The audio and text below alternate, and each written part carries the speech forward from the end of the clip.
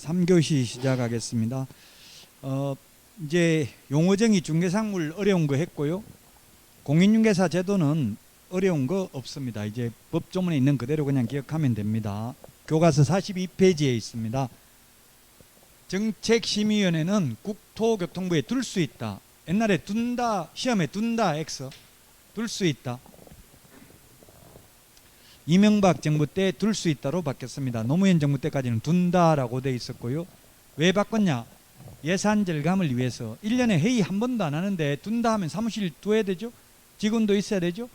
이제는 그냥 회의실 한 번 쓰면 돼요. 나무 사무실. 그래서 둘 수 있다로 바꿨습니다. 위원회가 600개 정도 우리나라에 있고요. 우리 시험에 나올 수 있는 공인중개사법에 나올 수 있는 위원회가 6개가 있는데요. 일단 오늘은 공인중개사 정책심의위원회, 이걸 왜 만들었느냐 하면은 이게 만든 지 얼마 되진 않았어요. 협회에서 공제료 받는 게 1년에 19만 8천 원 받아요. 개인한테 공제 가입하는 게 11만 명 개업공개사가 있습니다. 협회에서 받는 공제료가 200억입니다. 근데 협회에서 손해배상이 1년에 60억 정도 나갑니다. 이제 좀 많아졌을 수도 있어요. 몇 년 전에 보니까. 그럼 협회에서는 적자라고 하겠어요? 흑자라고 하겠어요? 200억 받아가지고 60억 손해배상 해줬으면 완전 적자라고 해요. 적자, 흑자가 아니고. 왜? 보험도 마찬가지인데 책임준비금이 10%예요. 책임준비금 200억 받았으면 20억만 남겨놓고 다른 건 다 써도 돼요. 나머지는 많이 쓴다고요. 왜냐하면 협회 지회에서 공제료를 받는데 지회 직원 최저임금에도 한 200만 원 월급 줘야 되잖아요. 월급 나가고 이러면 적자라고 하는 거예요. 그 국토부에서는 도대체 돈을 어떻게 쓰길래 맨날 적자라고 징징거리냐. 그래서 공인중개사 정책, 제가 말을 잘못했네. 공인중개사 정책심의는 그게 아니고 공제운영위원회인데, 지금 좀 전에 말한 거는 공제운영위원회, 위원회가 워낙 많다 보니까 그러는데 공제운영위원회에 대한 설명이고요. 정책심의위원회는 지금 말한 거하고는 상관없습니다. 제가 좀 전에 공제운영위원회를 설명했습니다. 정책심의위원회는 국토부에 둘 수 있고 위원장 일명 포함입니다. 포함인데 시험에 제외. 그리고 홀수입니다. 홀수 7명 이상 11명 이내입니다. 우리 핵심 비교 정리 프린트 오늘 내드린 거 39번에 몇 번에 있어요? 39번에. 중요한 거는 이게 다 프린트에도 다 있다고 했죠? 39번에 6번 밑줄 치세요. 형광펜으로 색줄 첨하세요. 39번에 6번. 위원장 1명 포함하여 7명 이상 11명 이내다. 왜냐하면 이게 7명 이상 11명 이내면 11명 과반수 출석, 출석위원 과반수 찬성으로 의결합니다. 과반수 출석, 과반수 찬성입니다. 재적위원 과반수가 아니라 출석위원 과반수 의결입니다. 예를 들면 우리 국회의원이 300명이 있으면 151명 이상 출석, 76명 이상 찬성하면 의결이 된다고요. 재적위원 과반수 출석, 출석위원 과반수 찬성. 그래서 짝수가 아니고 홀수라고요. 짝수면 만약 10명이면 10명 다 출석해서 5명 찬성, 5명 반대 해버리면 민주적 정당성을 확보할 수 없잖아요. 민주주의의 가장 큰 원칙이 다수결의 원칙입니다. 그래서 여야 합의한다, 이거는 사실은 있을 수 없어요. 합의된 거 거의 없어요. 사실은 협의입니다. 합의가 아니고. 합의면 국회의원 300명 다 동의받아야 되는 게 합의예요. 그 합의는 불가능이라고요. 사실은 정치적으로는 그냥 협의해보고 안 되면 다수결로 통과시키는 거, 그게 민주주의입니다. 그래서 홀수란 이야기입니다. 짝수가 아니고 숫자. 이 나머지 위원회에 있는데 이거는 지금 다음에 이제 처음부터 이거는 제가 자료는 만들어놨지만 다음에는 이거 비교를 해야 되고요. 다른 위원회하고 공제운영위원회하고 숫자 다음 달에 프린트 내드릴 겁니다. 위원회 비교하는 프린트는. 자, 그 다음에 위원장은 국토교통부 제1차관입니다. 국토부 장관 X입니다. 국토부 장관이 아니라 국토부 제1차관이고요. 위원은 국토부 장관이 임명하거나 위촉합니다. 장관이 임명하거나 위촉하는데 위원장이 위원을 임명 위촉한다 X라고요. 위원장이 하는 게 아니라 장관이 임명하거나 위촉합니다. 자, 심의사항, 제가 아까 공제운영위원회하고 잠깐 설명을 잘못했는데, 공인중개사 정책심의는 이 4가지를 심의하는데 특히 자격 취득에 관한 사항의 경우에는 반드시 시도지사는 따라야 된다. 즉 강원도 문제, 서울 문제 다르면 안 되죠. 문제 난이도는 똑같다는 이야기예요. 따라야 됩니다. 시험에 중개 보수 변경에 관한 사항을 심의한 경우 시도의사는 이에 따라야 된다. X로 출제됐습니다. 자격 취득에 관한 사항만 따라야 됩니다. 지금 손해배상 책임 보장에 관한 사항, 그래서 지금 협회에서 계속 적자라고 징징거리니까 지금 공제료 2배로 올렸어요. 지금 개인 1억, 제가 19만 8천 원이라고 했죠? 1억인데 2억으로 올렸어요. 1월 1일부로 바꿨어요. 바꿨는데 올해 1월 1일부로 개정을 했는데 시행은 2023년 1월 1일부터 시행해요. 올해 시험엔 안 나온다고요.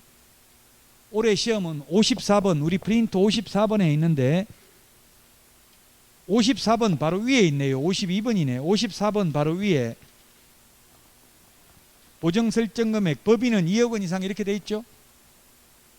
이게 4억으로 바뀌었는데 이번 시험은 2억이라고 2023년 1월 1일부터 4억으로 바뀌었어요. 그냥 그대로 바꾸지 4억으로 찍지 마세요. 2억이라고 이번 시험은 내년 1월 1일부터 2배로 올라갔다고요. 왜냐면 2배로 바뀌었지만 이걸 바로 시행하면 안 되고 지금 기존에 가입되어 있는 사람이 있으니까 준비할 기간을 줘야 되잖아요. 그 내년 1월 1일 되기 전에 이제 개인은 2억으로 정액을 해야 돼. 지금 1억 가입했는데 새로 가입할 사람은 이제 2억 해야 되겠죠 앞으로.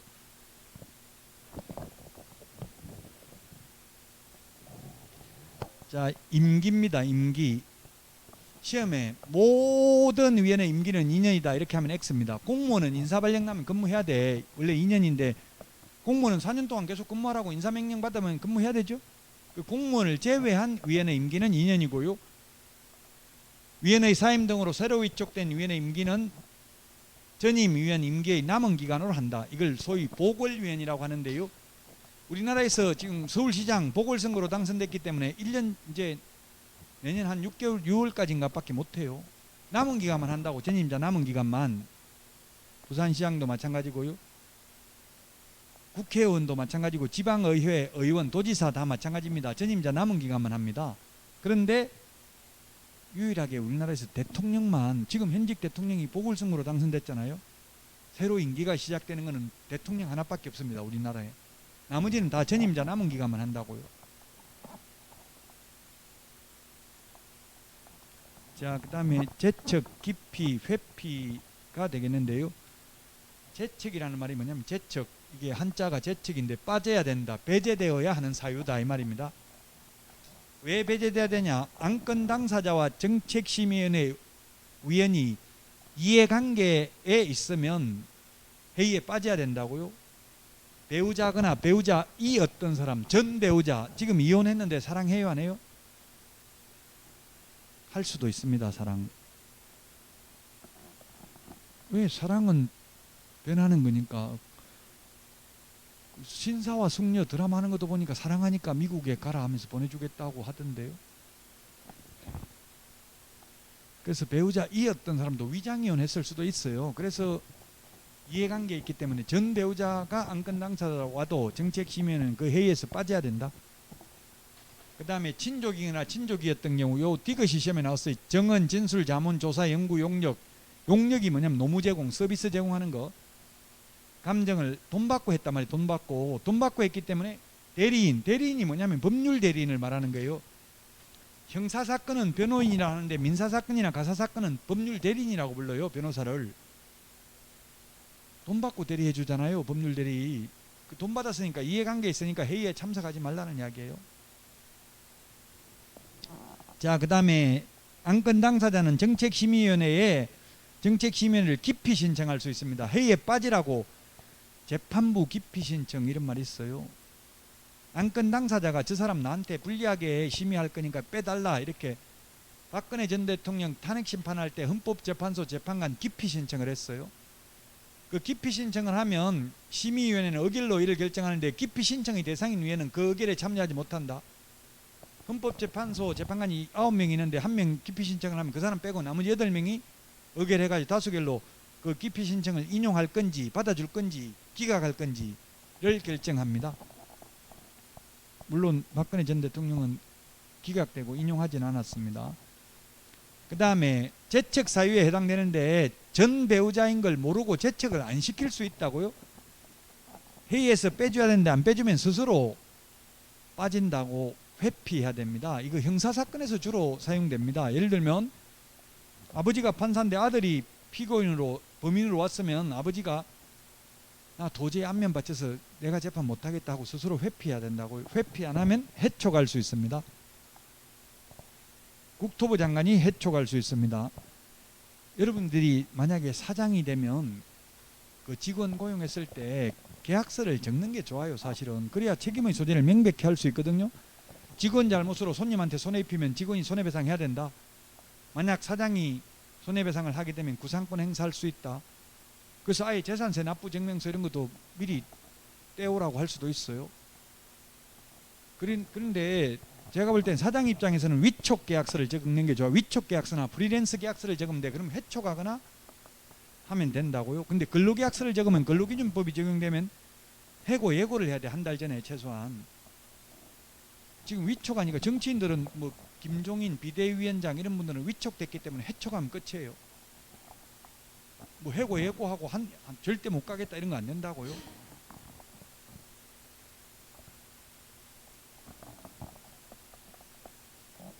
자, 그 다음에 위원장 2번 위원장이 직무를 대행할 수 없는 때에는 시험에 부위원장이 직무를 대행한다. X로 출제돼서 부위원장 제도가 없습니다. 그래서 위원장이 미리 지명한 위원이 직무를 대행합니다. 부위원장이 직무를 대행한다. X로 시험에 출제됐다. 아까 재직위원 과반수 출석위원 과반수 찬성이라고 했습니다. 재직위원 과반수가 아니라 출석위원 과반수라고요. 아까 했죠? 만약 7명이면 4명 이상 출석, 4명 출석했으면 3명 이상 찬성해야 되겠죠? 자, 회의 소집하려면 회의 개최 7일 전까지 위원에게 통보해야 됩니다. 부득이한 사유가 있으면 회의 개최 전날까지 통보할 수 있습니다. 7일 프린터 39번에 몇 번에 있어요? 39번에 오늘 핵심 비교 정리 프린터 39번에 14번 밑줄 지놓으세요. 형광펜으로. 7일 전까지 통보해야 된다. 그 다음에 정책시민회 운영에 관하여 필요한 사항은 위원장이 정합니다. 국토교통부령으로 정하는 게 아니라 위원장이 정한다. 자, 시험 시행기관 원칙 시도지사 예외 국토교통부 장관입니다. 국토부 장관이 시험을 시행하려는 경우에는 미리 사전인데 사후 의결을 거쳐야 된다. X로 출제됐습니다. 사전에 미리 정책시민의 의결을 거쳐야 됩니다. 그런데 아직까지 한 번도 장관이 시행한 적은 없습니다. 시험을 33번 시험 봤는데 모두 시도지사가 시험을 시행했고요. 그래서 자격증을 시도지사가 교부했습니다. 자격증에 보면 시도지사 명의로 찍혀 있다고요. 서울시장, 광원도지사 이렇게 찍혀 있어요. 사후 의결이 아니라 사전 의결을 거쳐야 된다. 원래 시도지사가 실시해야 되는데 공기업, 준정부기관 또는 협회에 위탁할 수 있습니다. 그래서 지금은 준정부기관인 산업인력공단에 위탁이 되어 있습니다. 원래는 시도지사가 시행을 해야 되는데, 자, 응시 시험 못 보는 경우 자격 취소 3년, 부정행위 5년이라고 했습니다. 자격 취소 3년은 우리 프린터 46번에 동그라미 5번, 46번에 동그라미 5번, 그 다음에 부정행위 5년은 41번에 프린터 41번에 1번, 2번에 있죠. 41번에 1번, 2번, 46번에 5번에 있잖아요. 숫자, 이거는 뭐 숫자는 사실은 그냥 단순히 기억해야 되지 왜 3년이냐, 2년도 아니고 4년도 아니고 이유가 뭐냐 이렇게 따지면 답 안 나와요. 그냥 숫자는 솔직히 말하면 암기해야 돼. 민법이 암기 과목입니까? 이해 과목입니까?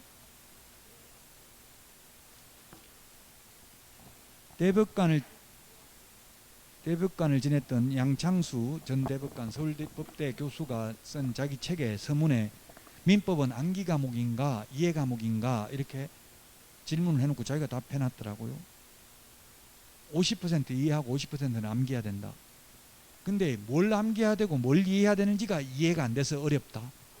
이렇게 적어놨더라고요. 이걸 암기해야 되는 건지 이해를 해야 되는 건지 그 자체가 이해가 안 된다고요. 민법에도 숫자 같은 것도 나오잖아요. 예를 들면 법정 지상권, 최단기 존속기간, 경고한 건물은 30년, 목조 건물 15년, 공작물 5년 이런 거는 암기해야 되죠. 숫자는. 뭐 숫자 이게 왜 5년이냐, 7년도 아니고 6년도 아니고 이렇게 이해가 안 된다고. 그런 거는 이해 안 되면 암기하고 암기가 안 되면 이해하고 자꾸 하다 보면 둘 중에 하나는 돼요. 그러니까 너무 암기 안 되는 거 암기하려고 하지 말고 이해 안 되는 거 이해하려고 하지 말고 다음 기회로 미루면 돼요.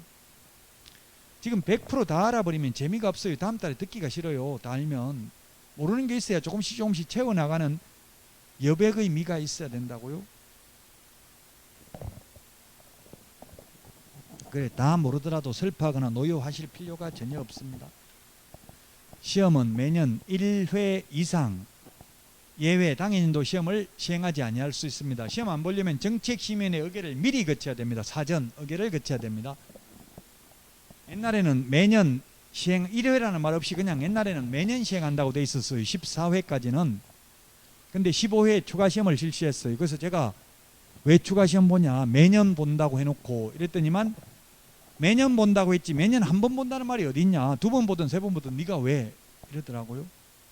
저같이 따지는 사람이 있으니까 매년 1회 이상. 그리고 당연인도 시험 시행하지 아니할 수 있다. 국가가 책임지는 일은 안 합니다.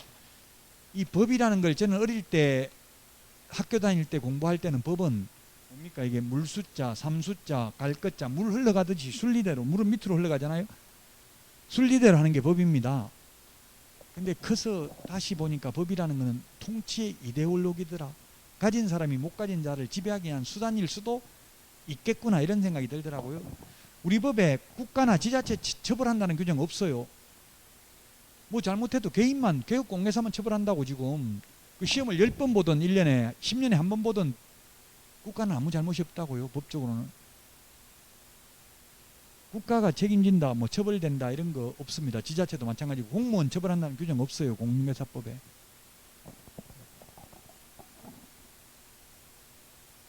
그 시험 뭐 그래도 한 번씩 보니까 걱정하실 필요는 없어요. 해마다 한 번 보기는 합니다. 시험은 2차 시험과 1차 시험을 구분해서 시행합니다. 원래는 1차 합격한 사람만 2차 보는 게 원칙입니다. 근데 구분을 하되 같은 날 동시에 볼 수 있습니다. 1차 시험은 선택형 객관식, 2차 시험은 주관식의 원칙입니다. 근데 1, 2차 같은 날 동시에 볼 때만 2차도 객관식으로 볼 수 있는 겁니다. 지금 1, 2차가 나누어진 과목 중에서 공인중개사만 유일하게 같은 날 봐요. 나머지는 주택관리사, 뭐 행정사 다 1차 합격한 사람 다른 날 봐요. 그래서 다 주관식입니다. 다른 날 보면. 같은 날 볼 때만 객관식으로 출제할 수 있는 거예요. 4시 20분에 끝나지만 여러분 힘들다고 2차 분리하자고 하면 2차는 주관식으로 봐야 돼요.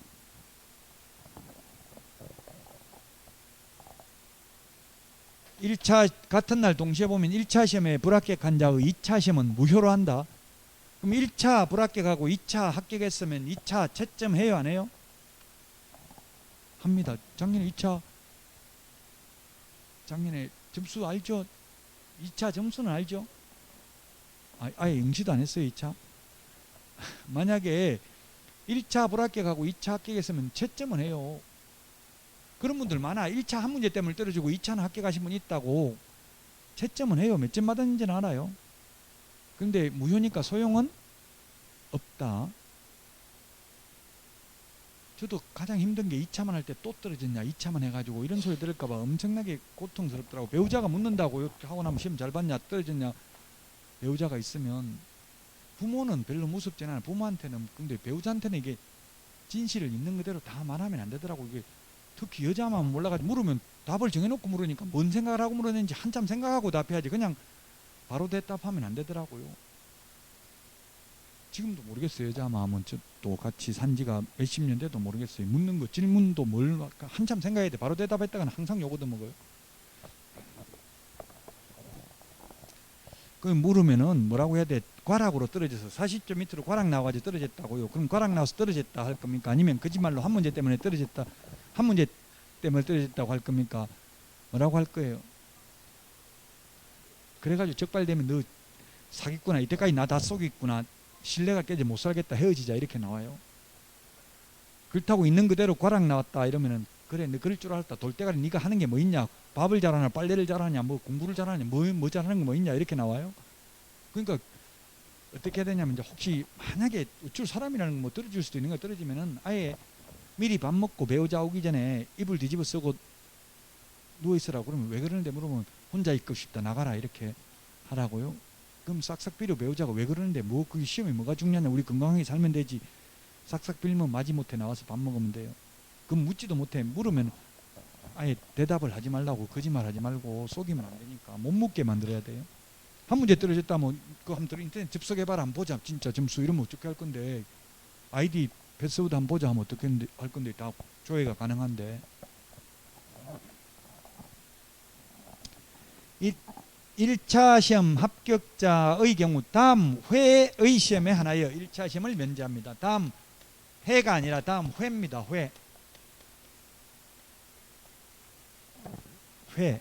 즉 32회 1차 합격 하신 분은 병원에 입원해 있어서 이번 33회는 안 보고 34회 2차만 보겠다, 안 돼요.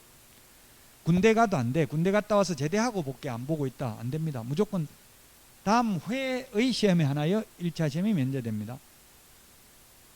이건 판례도 있어요. 사법고시도 있어요. 판례가. 군대 갔다 와서 보겠다, 절대 안 된다. 군대에서 사법고시 2차 된 사람도 있대요. 다음 해마다 꼭 한 번 안 보는 게 아니니까 해가 아니라 회 시험에 하나여 1차 시험을 면제합니다. 시험 시행기관의 장이 출제위원을 임명위촉합니다. 부정행위하면 아까 5년간 수험생이든 출제위원이든 부정행위하면 모두 5년간 출제위원으로 위촉될 수 없습니다. 5년. 수험생도 5년간 시험 못 봅니다. 그래서 제가 국토부에 건의했어요. 이거 수능시험은 1년간 못 보는데 우리는 5년 형평성에 어긋난다, 우리도 1년으로 바꿔달라 하니까 너무 심려치 마십시오. 적발된 사람이 거의 없습니다. 수능은 맨날 뉴스에 나와요. 부정행위 몇 명 했다, 휴대폰 가지고 있다, 몇 명 적발됐다, 나온다고요. 공인중개사는 걸리면 주로 공무원들하고 뭐 선생님들 이런 분들이거든요. 감독하는 사람이. 그 연세 드신 분들이 와서 감독관이 뭐라고 하면은, 너는 애비 애미도 없냐, 이런 식으로 감성적으로 대응해야 돼. 우리나라에서는 이성적으로 하면 안 돼요. 그러면은 그렇게 말하면 되고요. 그냥 젊은 분들이면 그냥 나오면 돼. 본인은 부정행위 했음을 시인합니다 하고 확인서 쓰고 이러면은 5년간 시험 못 봐요. 그냥 부정행위도 시험지 찢어버리고 나와버리면 그냥 그 시험만 모이고 내년에 또 봐도 됩니다. 부정행위 하기 힘들어요. 왜냐면 옆에 사람이 공부 잘하는지 못하는지 몰라가지고. 제가 시험을 15번 넘게 봤는데 옆에 있는 여자분이 공인중개사법 다 틀렸더라고. 그래서 제가 다 보고 하라고 가르쳐 줬더니만 짜증내더라고. 누구 틀리려고 지금 작정하고 왔냐면서 못다 하더라고요. 또 한 분은 막 그 OMR 카드 모의고사를 한 번도 안 보고 와가지고 여자분이 손을 들들들 떨고 있더라고. 계속 뭐 마킹을 못하고. 그래서 제가 손을 꼭 잡아줬어요. 그러니까 좀 진정해가 보던데, 요즘 같으면 잡아주지도 못해. 잘못 잡았다가는 감옥 갈 수도 있어요. 우리 학원 강사도 취직도 못해. 성범죄 이런 거 조회 동의서 다 내야 돼요. 좀 대학에서도 강의하는데 대학도 다 내요. 그거 성범죄 조회 동의서. 그러니까 남자들은 그 딱 작정하고 여자분들이 맘먹고 하면은 거의 99% 다 넘어가요. 저는 안 넘어갑니다만 1% 정도. 거의 대부분은 다 넘어갈 수밖에 없어요. 딱 함정을 만들어가지고 하면은.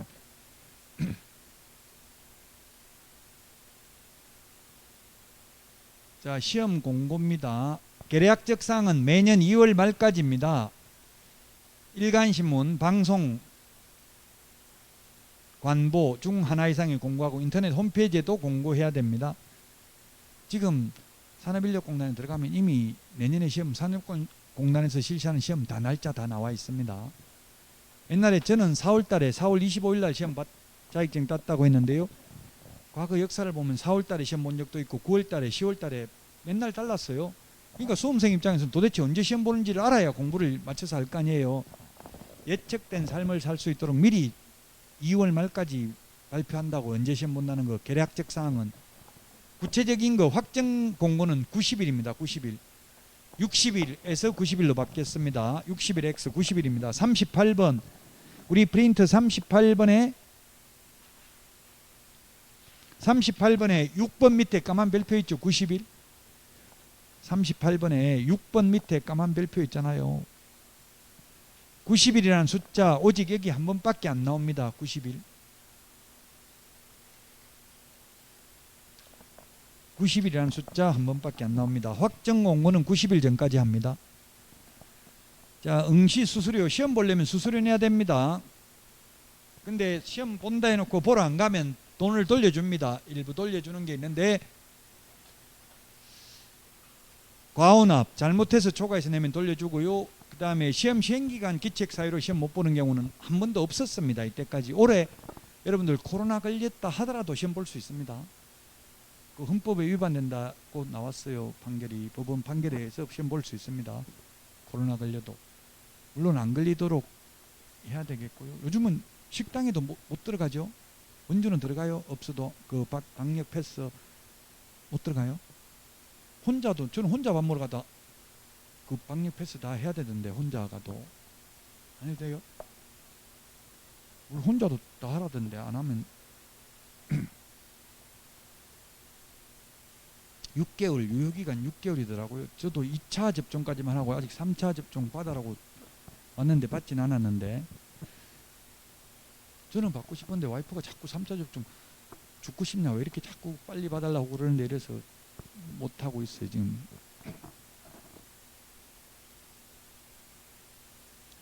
자, 그 다음에 원서 접수 기간 내에 취소를 하는 경우 접수를 5일 동안 받습니다. 5일 동안.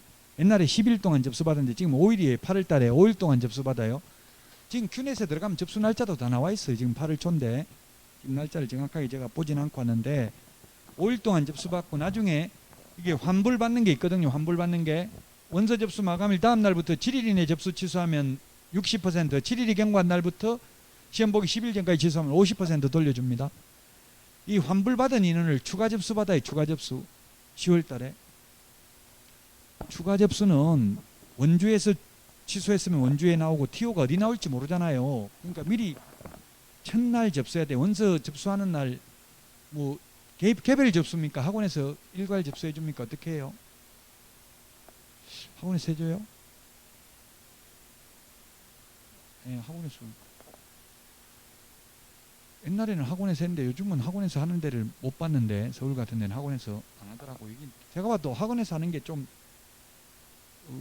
이게 개인 인적 사항이니까 잘못해버리면 인생이 결정되는 거니까 혹시 학원에서 하더라도 반드시 본인 주민등록번호 이런 걸 정확하게 확인해봐야 돼. 출력해가지고 그 원서 접수. 나중에 만약에 틀리면 시험 못 본다고요. 물론 틀리면 주민등록번호가 틀리면 입력 자체가 안 되겠지만 저 같은 경우도 지금 접수하려고 입력을 하니까 제 주민등록번호 치니까 기한은 이미 자격을 취득하였으므로 응시할 수 없습니다 하고 이렇게 떠버려요. 메시지가. 아예 접수가 안 돼요. 요즘은. 옛날에 제가 시험 15번 넘게 봤다고 했잖아요. 옛날에 봤어요 그냥. 요즘은 아예 전산화 돼가지고 시험 합격한 사람은 아예 보지도 못하게 막아놨어요. 왜 그랬냐면 자꾸 저같이 보고 나서 이신청하고 이러거든. 그거 보고 나서. 그러니까 이신청도 이제 시험 본 사람만 할 수 있어요. 시험 안 본 사람은. 옛날에는 시험 안 본 사람도 이신청 가능했거든요. 피곤하니까 이제 그것도 못하게 다 막아놨어요. 그래서 내가 헌법소원 내겠다. 왜 시험 내 돈 내고 내가 시험 본다는데 왜 못 보게 하냐. 그러니까 국토부에서 진양적으로 검토는 해보겠습니다. 진양적으로 검토는 해보겠습니다. 이거는 된다는 얘기 안 된다는 얘기예요? 이재명 후보가 텔레비전 나와서 그러대. 공무원들이 검토해 보겠습니다. 이건 안 된다. 전향적으로 검토해 보겠습니다. 이건 절대 안 된다. 이 말이라더라고요.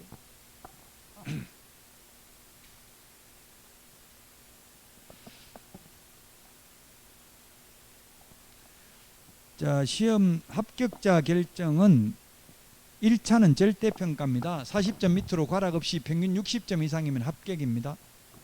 40문제 나오니까 16문제 맞춰야 과락은 내나죠. 15문제 맞추면 무조건 불합격입니다. 한 과목이라도. 물론 뭐 1차는 60점 넘고 2차만 한 과목 그러면 1차 합격, 2차 불합격이죠.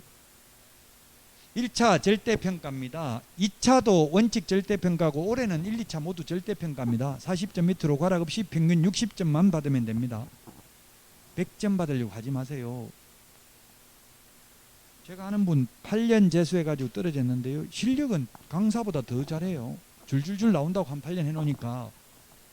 근데 떨어졌어. 민법 스터디 그룹 하면서 남자분이었는데 여자분 가르쳐주고 이랬는데 그분한테 배운 여자분 다 합격이에요. 정작 가르쳐준 사람만 떨어졌다고요? 너무 완벽하게 100점 받았다고 하려고 하다가 시간 안배를 못해가지고 민법만 100점 받았는데 학계론 꽈락 나와서 떨어졌다고요? 시간이 없어 못 풀어가지고. 시간 안배하는 게 중요하지. 100점 받는 거 의미 없죠? 60점만 받으면 합격이에요. 60점은 어렵다면 어렵고 쉽다면 쉬운 점수예요. 60점이. 그래서 합격자 분포를 보면 거의 대부분이 어디에 있냐면은 55점에서 65점 사이에 이게 다 있다고. 지금 응시자들의 점수 분포도가 떨어지는 사람도 거의 여기 5점이 모자라가지고 다 떨어진다고 학원 다니면 합격한 사람도 거의 다 65점 밑으로 해요. 대부분이.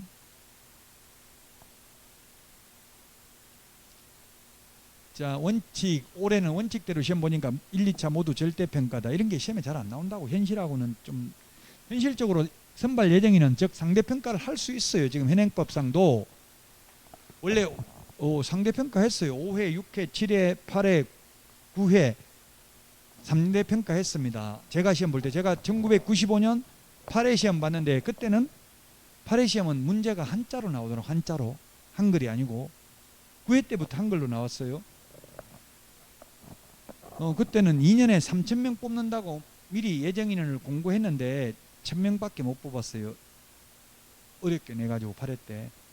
지금 8회 때 문제를 보니까 제가 강사가 돼서 보고 니까 어려운 게 아니라 문제가 막 엉터리가 너무 많더라고. 틀린 게 안 맞는 게 답이. 그러다 보니까 합격자가 적게 나왔는데 이때까지 시험 중에서 8회, 15회 두 번이 어렵게 나왔어요. 저는 8회, 15회 두 번 다 시험 봤거든요. 15회도 어렵게 나와가지고 15회 추가 시험을 봤잖아요. 그 상대평가 할 수 있다는 이야기고, 그 다음에 상대평가 하면은 70점 받고도 불합격 할 수 있죠. 7회 시험에 합격자가 엄청나게 많이 나왔어요. 7회 시험 때 80점, 78점 받고도 떨어졌어요. 7회 시험에. 그러다 보니까 8회 때 어렵게 냈다고요. 최소 선발 인원이나 최소 선발 비율은 공고한 적이 없습니다. 아직까지 한 번도. 15회 추가 시험 때문에 이게 생긴 건데 작년에 26,000명 뽑았으니까 올해 최소 2만 명 뽑는다 이렇게 할 수 있다고요. 최소 2만 명 뽑는다 했으면 최소 2만 명 뽑는다 했는데 60점 이상이 3만 명 나왔습니다. 60점 이상이. 과락 없이 평균 60점 이상이 3만 명 나왔다고요. 그럼 3만 명 모두 다 합격입니까? 10,000명은 불합격입니까? 최소 2만 명 뽑는다 했으면 10,000명 불합격이다. 3만 명 다 합격이다. 답은? 3만 명 다 합격. 최소만 정했으니까. 최대는 없으니까. 아직 이렇게 한 적은 없다고요. 한 번도.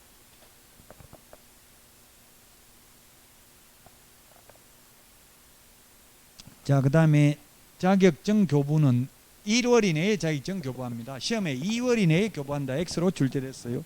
기출문제에. 1월이 어디 있냐면 우리 프린터는 45번에 1번에 있네요. 45번에 1번. 형광펜으로 색칠하세요. 45번에 1번. 1월 이내에 자격증 교부합니다. 합격자 공고일로부터. 그리고 자격증 재교부 신청은 교부한 시도이사에게 재교부 신청해야 됩니다. 교부한 시도이사에게. 자격증은 강원도지사한테 받아놓고 서울에 가서 중개업을 하다가 서울시장한테 재교부 신청하면 서울시장이 난 준 적이 없는데 뭘 다시 달라고 하냐 이렇게 하겠죠. 프린터 54번 맨 밑에 동그라미 1번에 있네요. 54번 프린터 54번 프린터 맨 밑에서 동그라미 1번 찾았어요. 54번. 자격증 재교부 교부한 시도이사라고 되어 있잖아요. 형광펜으로 색칠해 놓으시고요. 자격증 교부는 그 산업인력공단 큐넷에 여러분들이 주소를 적을 때 주소를 2개를 적습니다. 주민등록상 주소, 실제 거주 주소 2개를 적어요. 그러면 자격증 교부는 주민등록상 주소지 시도지사 명의로 교부합니다. 행정안전망, 전산망을 통해서 실제 거기에 주민등록이 되어 있는지를 실사하지 않는답니다. 담당 직원 말 들어보니까. 그러니까 만약에 여러분이 서울에 거주하지 않아도 서울 자격증을 받고 싶으면 나중에 합격하고 나서 주소 변경해도 돼요. 합격하고 나면 10월 29일 날 시험 보고 나면 11월 1일 날 한 11월 10일 정도까지 바뀐 거, 그거는 이제 내부적으로 물어봐야 돼. 주소 며칠까지 바뀐 건지. 한 11월 10일 정도까지 바뀐 거는 바뀐 주소지 시도의사 명의로 자격증이 나와요. 그러니까 합격했다고 생각하면 주소를 서울로 바꾸면 수정하면 된다고 큐넷에서. 그럼 서울시장 명의로 자격증 나온다고. 서울 받아 안 가도 돼. 택배로 2,500원 입금시키면 택배로 보내줘요. 저도 뭐 경기도 자격증이 있는데요. 서울 자격증 없는데 약간 컴플렉스가 있더라고. 중개를 해보니까, 경기도에서 해보니까 서울에서 손님이 와가지고 시골에서 자격증 땄네 주보고 이러더라고. 서울에 반지하에 살고 있는 분이, 서울에 반지하는 서울에 많잖아요. 반지하는 비수도권 지역은 반지하가 없죠. 거의 없어요. 이게 반지하가 생긴 유래가 있어요. 박정희 전 대통령 1.12 사태 때 김신조 내려온 거 청와대 습격 사건 때문에 방공호로 쓰려고 반지하를 만든 거예요. 그래서 수도권 지역만 반지하가 있고 비수도권은 없어요. 거의 반지하가. 자, 그 다음에 자격증 교부대장은 전자적 처리가 불가능한 특별한 사유가 있는 경우를 제외하고는 전자적 처리가 가능한 방법으로 작성 관리되어야 한다는 고 돼 있는데, 그래서 우리 프린터 51번에 1번, 2번, 3번 자격증 미제출이라고 돼 있죠. 1번 뒤에 보니까 1번부터 3번까지는 자격증 미제출이라고 돼 있잖아요. 밑줄 형광펜 색칠해 놓으라고. 51번에 1번, 2번, 3번 자격증 미제출. 자격증 왜 제출하느냐 하면은 전산화되어 있기 때문에, 제가 개업하려고 등록 신청을 하러 가서 제 주민등록번호를 공무원이 보고는 컴퓨터에 입력하니까 제 자격증 2번 딴 거 다 날짜까지 다 나와 있더라고요. 어디서 땄는지. 전산화되어 있다고요. 그러니까 왜 이렇게 전산화 시켰냐면, 옛날에 위조된 자격증 가지고 중개업을 하다가 적발된 사례가 있어요. 위조된 걸 아버지가 2개를 샀더라고. 2천만 원 주고 하나 사가지고 큰딸 주고, 둘째 딸은 깎아가지고 900만 원 주고 샀더라고요. 위조된 자격증을. 그 위조된 자격증 가지고 등록한 사례가 있었어요. 근데 지금은 전산화되어 있기 때문에 이제 불가능이죠.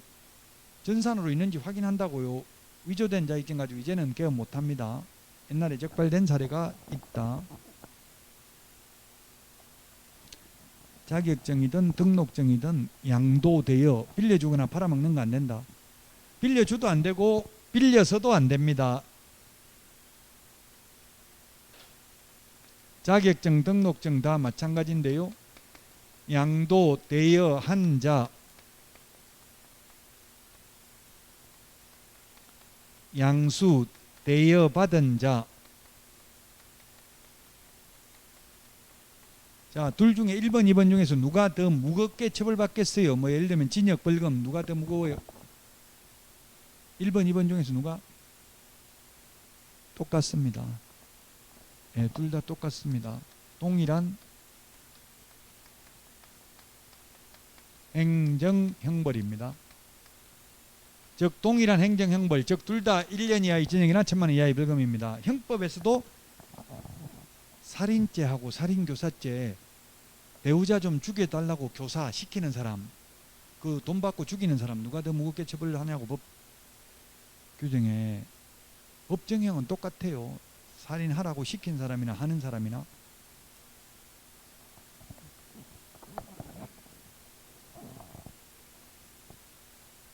형벌은 똑같습니다. 징역, 벌금은 빌려준 사람이나 빌린 사람이나.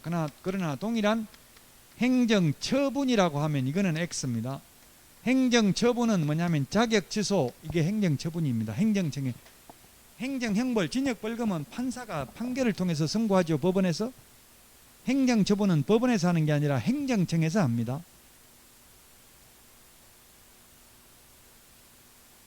즉 자격증을 빌려준 사람은 자격 취소되지만 빌린 사람은 자격증이 없어서 빌린 거잖아요. 없는데 취소할 수 있어요? 없어요? 없죠. 빌린 사람은 자격 취소 대상은 아닙니다.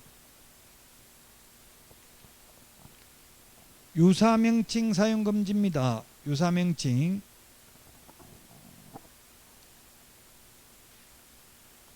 아까 제가 보조원은 명함에 공인중개사라는 명칭을 못 쓴다고 했잖아요. 그 공인중개사라는 명칭은 당연히 안 되고 대표자를 가리키는 명칭도 안 됩니다. 자격증 없는 사람이 명함에다가 사장, 회장, 행복공인중개사 사무소, 소장도 안 돼. 사무소에서 최고 높은 사람이 소장이잖아요. 소장이라고 하면 당연히 자격증이 있다고 생각할 가능성이 많으니까 안 된다고. 1년 이하의 징역이나 1,000만 원 이하의 벌금입니다. 부동산 뉴스 대표라고 돼 있는데 이때 부동산 뉴스는 중개사무소 이름이에요. 신문사 방송국 이름이 아니고 대표라는 이름을 쓸 수 없습니다. 위반하면 1년 이하의 징역이나 1,000만 원 이하의 벌금에 해당됩니다.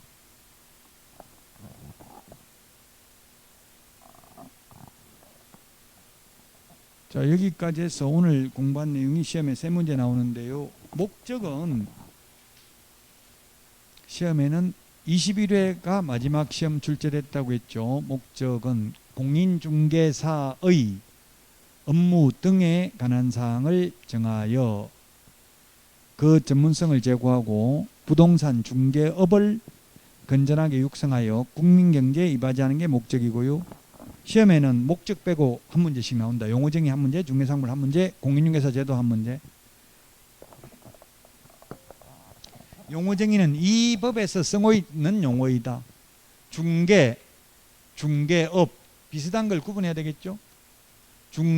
중개업이 있고요. 그 다음에 공인중개사, 자격증 취득하면 공인중개사, 자격증을 취득해서 개업을 하면 개업공개사, 자격을 취득해서 취직을 하면 소속공개사, 자격증 없이 취직하면 중개보조원입니다. 6개 용어를 구분해야 되고, 중개는 아무나 할 수 있는데 중개업은 개업공개사만 중개업을 할 수 있다. 중개를 지급을 하는 게 중개업이다. 의뢰, 보수, 업 3가지가 들어가면 중개업이라고 했습니다. 중개란 중개대상물에 대하여 거래 당사자 간의 매매, 교환, 임대차, 그 밖의 권리의 득실병리에 관한 행위를 알선하는 것을 중개라 하고요. 공인중개사는 이 법에 의해서 자격을 취득한 자, 개업공개사는 이 법에 의해서 등록을 한 자, 소속공개사는 개업공개사에 소속된 공인중개사로서 중개 업무를 하거나 개업공개사의 중개 업무를 보조하는 자를 말하고요. 보조원은 공인중개사가 아닌 자로서 개업공개사에 소속되어 현장 안내 및 일반 서무 등 단순한 업무를 보조하는 자를 말한다. 중개대상물, 중개상물은 토지, 건축물, 임목, 공장재단, 광업재단이 중개대상물입니다. 임목, 공장재단, 광업재단 이거는 시험에 잘 안 나온다고 했죠. 현실적으로 거의 없으니까. 대통령령에 있고요. 모든 토지가 다 중개상물 되는 게 아니라 개인이 사고 팔 수 있는 토지여야 한다. 바다가 시험에 나온 적은 없지만 바다도 중개상물이 아니고요. 미채굴 광물, 무주부동산, 포락지, 대토권 이런 거 중개상물 아니라고 했고요. 건축물, 이동식 세차장 구조물 중개상물 아니라고 했고요. 분양권 중개상물이고 입주권은 중개상물인 것도 있고 아닌 것도 있다. 추첨, 당첨이라는 말 들어가면 중개상물 아니고 관리처분 인가라는 말 들어가면 중개상물에 해당이 된다. 공인중개사 제도는 숫자를 좀 기억하면 되겠네요. 숫자를 보면 공인중개사 정책심의위원회 위원 7명 이상 11명 이하, 정책심의위원회 회의 개최 7일 전까지 통보해야 되고요. 시험 본다 해놓고 보러 안 가면 원서 접수 마감일 다음 날부터 7일 이내 접수하면 60% 돌려주고 7일이 경과한 날부터 시험 보기 10일 전까지 취소하면 50% 돌려준다. 자격증 교부는 1개월 이내에 자격증 교부한다. 합격자 공고일로부터. 부정행위한 수험생 출제위원 5년간 자격이 박탈된다. 자격 취소되고 3년 미경과자는 시험 못 본다. 이런 내용들입니다. 자, 여기까지 오늘 강의 내용하고요. 잠시 쉬었다가 오늘 내드린 문제 풀어보도록 하겠습니다.